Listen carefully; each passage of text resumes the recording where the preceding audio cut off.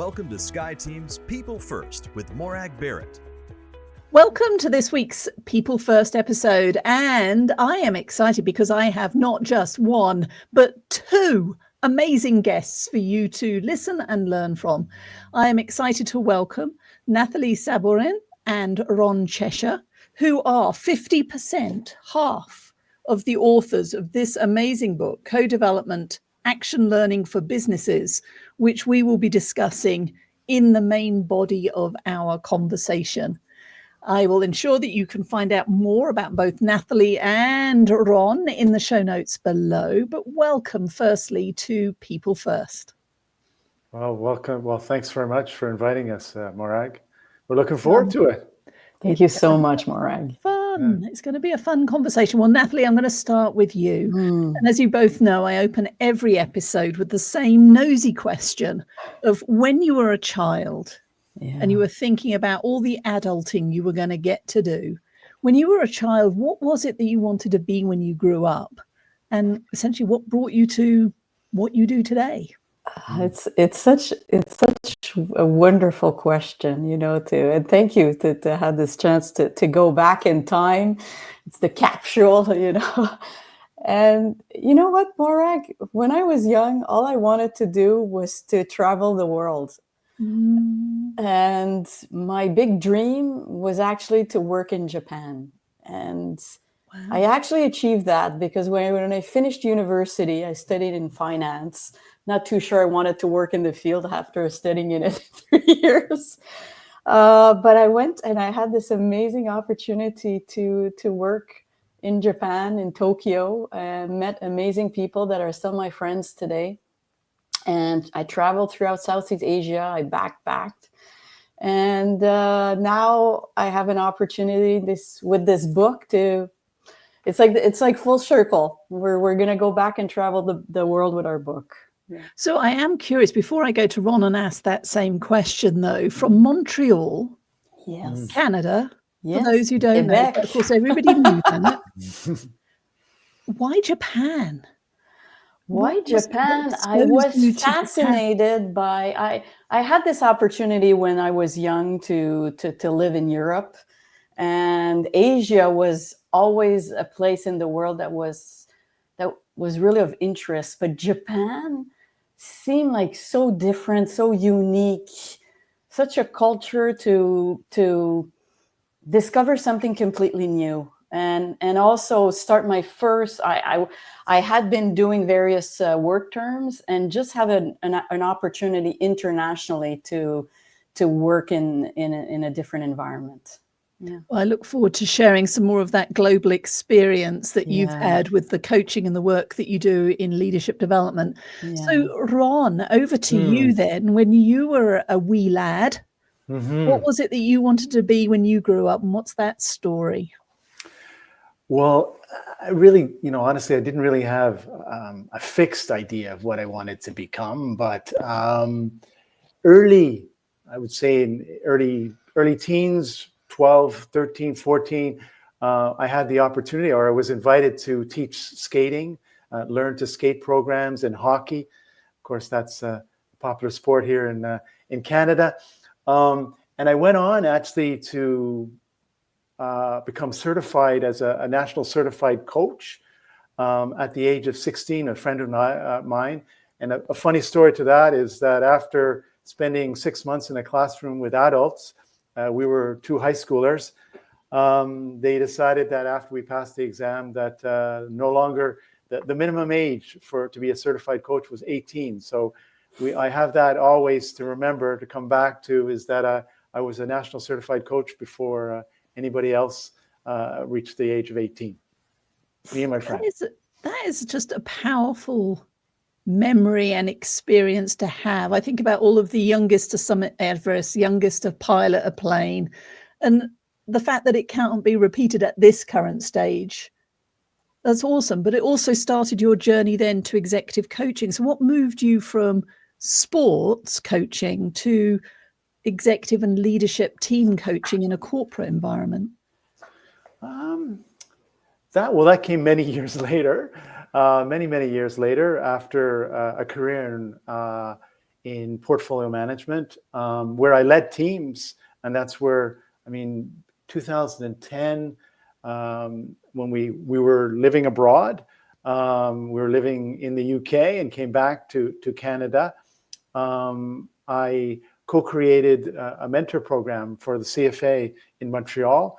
And that fulfilled one of my interior needs to help and support people. And this was young professionals, and they were 5 to 7 years of experience, and we were matching them with 15 to 20 years of experience. So I started to mentor mentors and supervise all that program, and that fulfilled that, as I said, that desire to help people and to show people how they can collaborate and progress with time.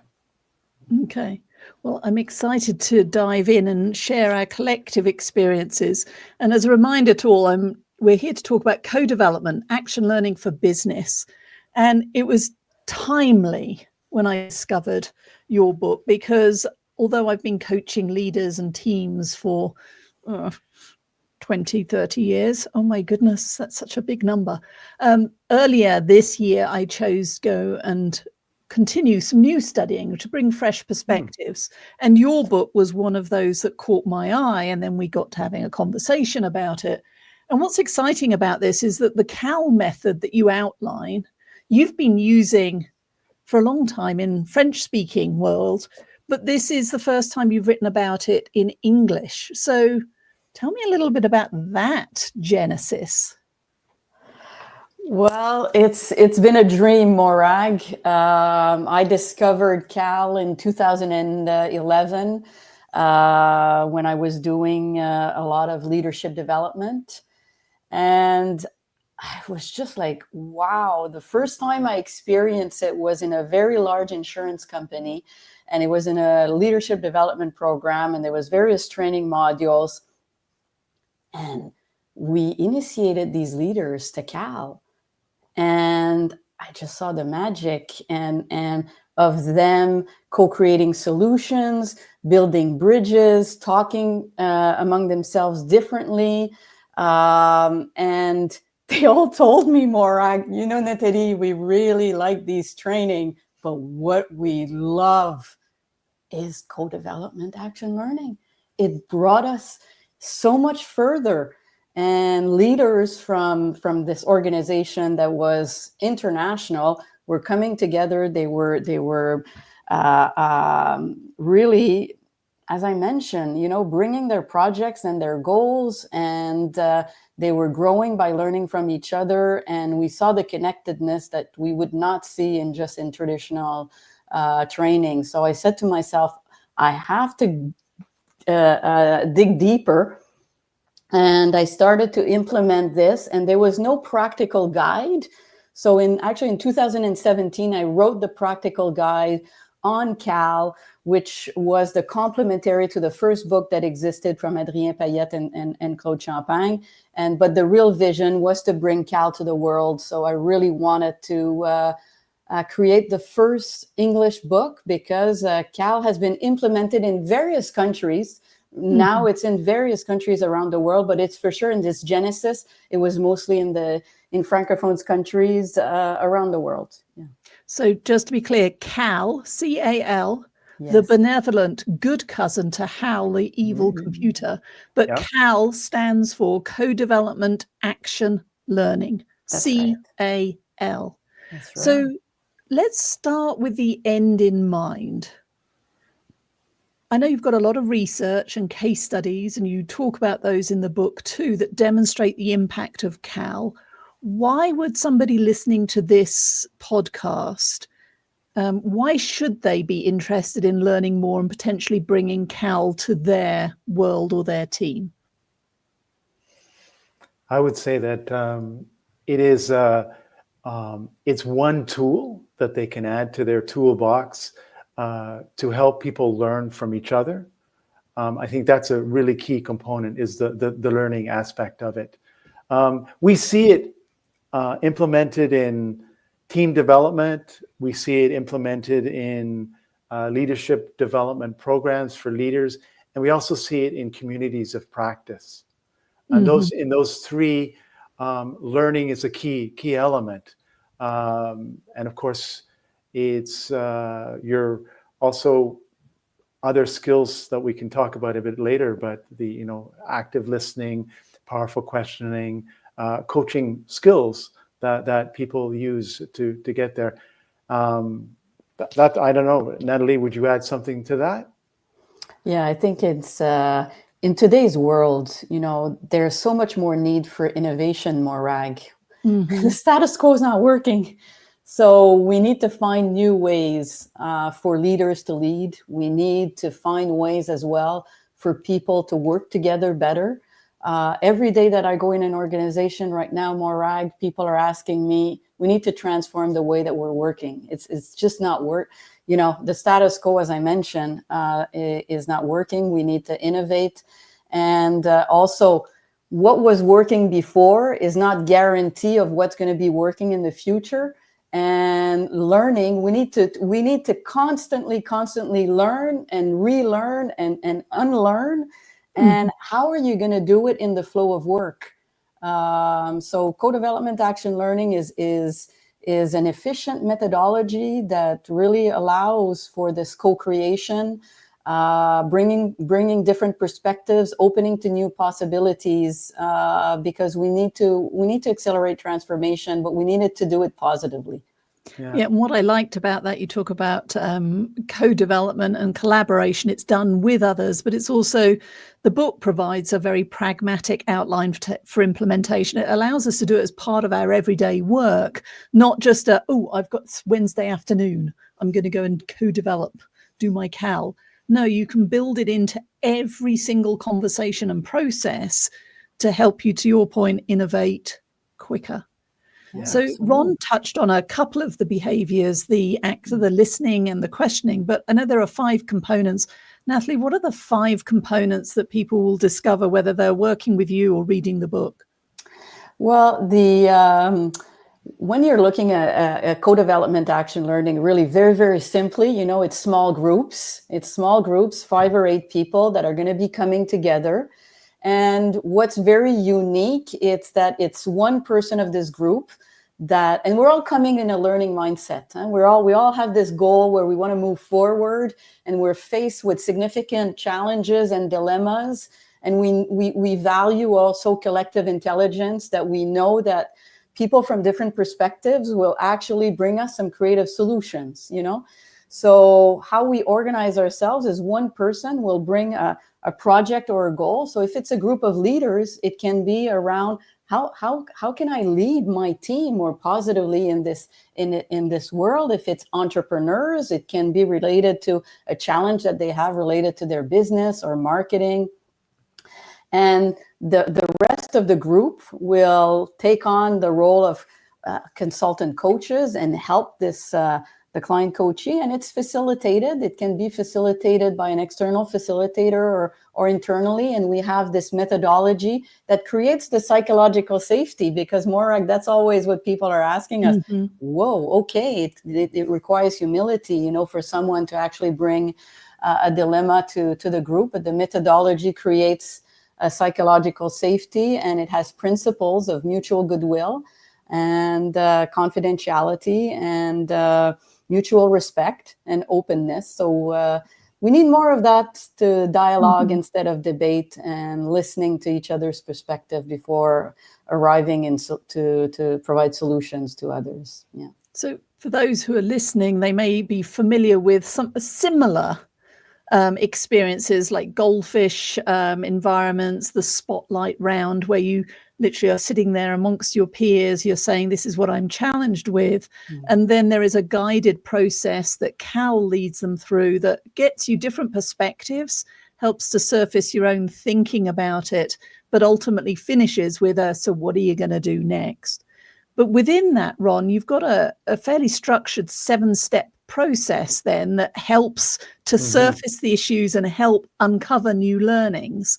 What does that look and feel like for the person who's in that spotlight round?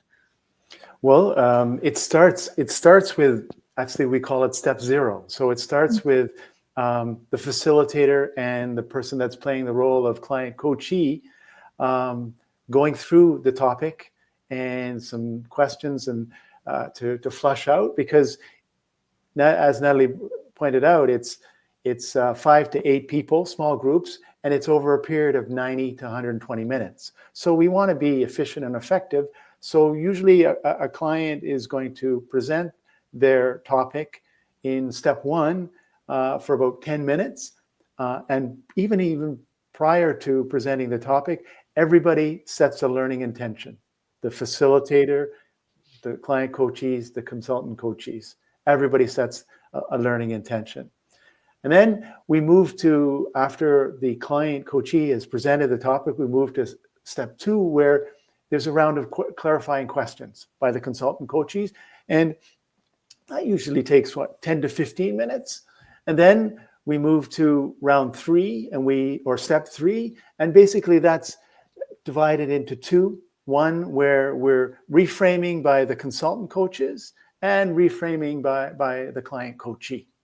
Then step 4 is a brainstorming where the consultant coachees are giving ideas. And what's somewhat unique about Cal is that you're not only offering ideas, but you're also offering support. So when we do it in, whether it's online or in person, when we're using Post-its, yellow Post-its are for ideas, and green Post-its are for offers of support. So someone will say, look, this is my idea, and this is where I'm going to be able to help you. And then step 5 is the development of the action plan by the client coachee. So concretely, there's an action plan that comes out.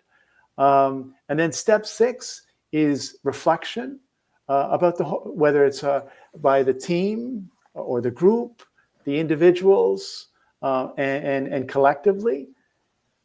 And then we have, if you have a series of Cal sessions, you have step 7, which is the kind of the bridge between the 2 sessions. And that's a session where the client coachee comes back from the previous session, and that's accountability. That's the follow-up. So briefly, that's the 7 steps. I mean, I love it because it's a guided journey that stops me, for example, getting stuck in, let's come up with idea 135, and I'm only just getting warmed up. Or other leaders who might go from hearing a problem statement to jumping to here's what we need to do. And things like your reframing are allowing us to clarify, did I actually hear the correct problem statement? Or now that you've heard yourself share your problem statement, do you want to rephrase it or narrow it down so that we're solving for the right problem? And so those steps are deceptively simple, but extremely powerful when used in combination. Yeah, absolutely. You kind of alluded to it in the sense where this is a leveler, because the process is there, and we've seen it with different hierarchies, and everybody's idea comes in there, and one idea is not weighted more than another idea. And the other point that you made is that we all, no matter who we are, tend to rush from problem to solution very, very quickly. And a lot of the times it's too quickly. And so this as you are a team coach, that 9 times out of 10, that's what you can help a team with, is to slow down and really dig into the problem. What is the real problem? Not the symptom, but what is the problem? And move that. Yeah. And if I can give an example, last week I was facilitating a Cal session with a director of a large L&D team who was just completely overwhelmed by the fact that her mandate now had transformed from being local to being pan-Canadian, having the same level of resources, and just being bombarded by all of these requests from everybody and not having the opportunity to have the right visibility of the work of everyone, and really having a clear vision of where everybody had bandwidth, and how her team at the end of the year could stop being overwhelmed, and that everybody could more have a normal workload, you know. And she came in extremely stressed that day, and her team, there was members of her team in that group, and other members that were coming from other sectors. And it was just incredible how, just for her, going from the step 1 to the step 3, she had changed 180 in terms of how she had more calmness, had some temporary clarity. And seriously, I felt that we could have stopped the CAL session there and not going into the brainstorming. Mm-hmm. But it was so powerful for her to see the members of her team that was providing support to her on how to concretely solve this challenge that she was really taking on too much on her shoulders. And that's why I can feel even my own heart rate go up in empathy for them. But so from the step 0 and step 1, here's what I think the problem is and what I need to do to solve it, and there's too much and not enough time, through to the reframing step was the reality of, actually, it's not all on your shoulders. Yes. You have this team, and here's a way now to start sifting through all of those requests to make it manageable and scalable. Exactly. Wonderful. Exactly. Yeah. We see that kind of two kind of versions of it, or two overall uses of it. One is to accelerate projects, but also another is a support group. We saw that during, unfortunately, the pandemic, and we did a lot of co-development during the pandemic. Online, obviously, we did, where we had 12 different co-development groups going on at the same time, and they were acting as more as support groups, but some of them also were propelling and accelerating projects and things like that. So in businesses, that's it. It's like Ron had said, we see the 3 uses either. And so for coaches, you know, that do group coaching, well, accompanying community of practices using CAL can be very innovative and very efficient. Implementing CAL as well in team development. So after a team, that if you're a team coach and you've helped a team co-create their vision, for example, their action plan to move forward, well, then you can use CAL to help them to learn how to better work together and activate all of these projects that are often, you know, involving many team members, or as we mentioned in leadership development journeys. So either you see it just CAL sessions, or you can have a training session, and then you alternate with a CAL session that is very powerful. And it's interesting, I think what you've showcased very well as well is that it might be 7 steps within this 5 components, but the 7 steps, 8 if you include step 0, they have to take weeks and months to work through. You've already shown you can go from 0 to 7 in 90 minutes or less, when you're focused and you've got the scoping right for what's the problem we're here to solve. Absolutely. Yes. So for the folks who are listening to this, for whom we may have piqued their curiosity, I hope we've piqued their curiosity, how would they know that they have a something for which CAL would be well suited to help them to navigate? I don't know which of you wants to answer that, but I'll put that out to the room. Well, Nathalie, maybe you want to take that one for what is a good CAL topic? What is a good? Well, I was more going to answer more like some of the winning conditions, you know, because for me, what's really, really important is that there is an alignment with a purpose. because a lot of individuals that we've coached with Cal, the number one mistake is actually that you love this methodology too much, that you don't step back and you don't identify, is there a clearly identified need? Is there a clearly identified purpose? So when we go back, are you looking to accompany a team, a business, an organization for more innovation? Or do you want to work on teamwork? Are you working also to create a culture, more of a learning culture? So for me, that's really, really important, because you want to align your co-development sessions with various themes. So for example, as I mentioned, in a team, why we want to do Cal, it's because that we want to better work together. And there's a reason for us to move from our different silos, because we're very effective in our silos. Morag, I've been an OD professional, a coach for many, many years, and I'm a strong believer in viral change. And I think you need to find where there is people that want to work with you. It's for sure that there is groups of leaders that want to innovate, that want to try new things. So work with the people that want to work with you. When you see that there's a business need, then find the right group and make sure that the group composition is going to be right as well for that. Well, I'm glad you've mentioned that, because it's not just having the right problem to solve or the right challenge to explore. It's making sure you've got the right people in the room. Otherwise, you run the risk of, if you've got the usual suspects, you're going to get the same input you would have got. So why even bother with Cal?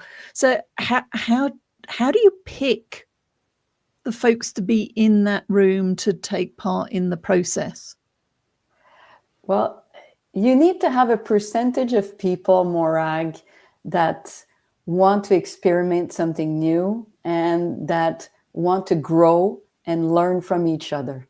If you don't believe, if I have a group of leaders, let's say the vice president of operations, marketing, and R&D, or the directors of HR, finance, and IT, and that I don't have individuals that believe that they can actually learn from each other, that's going to be a real challenge. So, but you don't need to have 100%. You'll never get 100%. But it's always working to get that tipping point, Yeah. Also, I think it also acts as it's a peer learning approach. So there are going to be people in the group that are less experienced than others, and they're going to learn. Perhaps they're not the client, but perhaps they're a consultant coach, and they're going to start to learn what are the types of factors that are leading to this situation. What are the types of questions that the other leaders around them are asking? So there's a number of ways to look at it, but diversity, right? We want diversity of opinion at the beginning, diversity of ideas, and that's really key. So if you, as you said, if you have all the people thinking the same way, that's going to be less productive, I think. So as we come to the end of our time together, what's one message that you hope our listeners are taking away with regards to Cal? I think to try it is to adopt it. So really read the book. Hope that this will be a spark. We've really written it in a language that is accessible. We've had many people that told us, I took the plane and I for an hour, I read the first part of the book. And then when I came back, and now I want to find a few people where I can start to experiment it.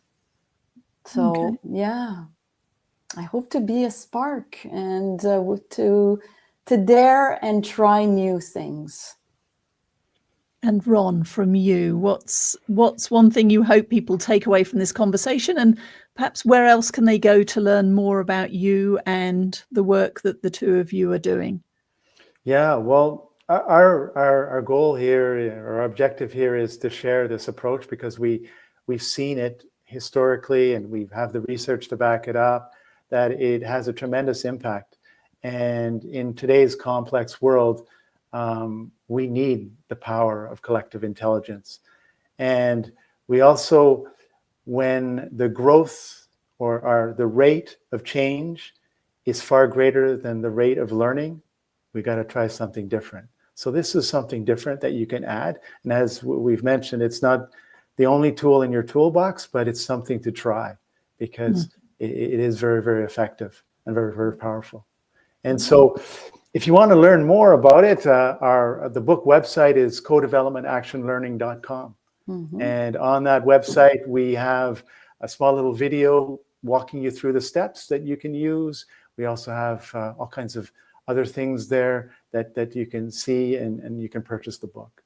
You'll have the different links to purchase the book on different sites, different publishers all around the world. Yeah. We'll make sure to include all of that information in the show notes. But as a reminder, this is the cover that you're looking for: Co-Development Action Learning for Business. It is a powerful resource in of itself, but I also encourage you to get in touch with Ron and Nathalie and the rest of the team so that you can learn more about bringing this to your team and your organizations. Thank you both for joining me here on People First. Thanks you so much, Morag. Thanks. Okay. Be well. Thank you so much for joining Morag today. If you enjoyed the show, please like and subscribe so you don't miss a thing. If you learned something worth sharing, share it. Cultivate your relationships today when you don't need anything before you need something. Be sure to follow Sky Team and Morag on LinkedIn, Facebook, Twitter, and Instagram. And if you have any ideas about topics we should tackle, interviews we should do, or if you yourself would like to be on the show, drop us a line at info@skyteam.com. That's SKYE team.com. Thanks again for joining us today, and remember, business is personal and relationships matter. We are your allies.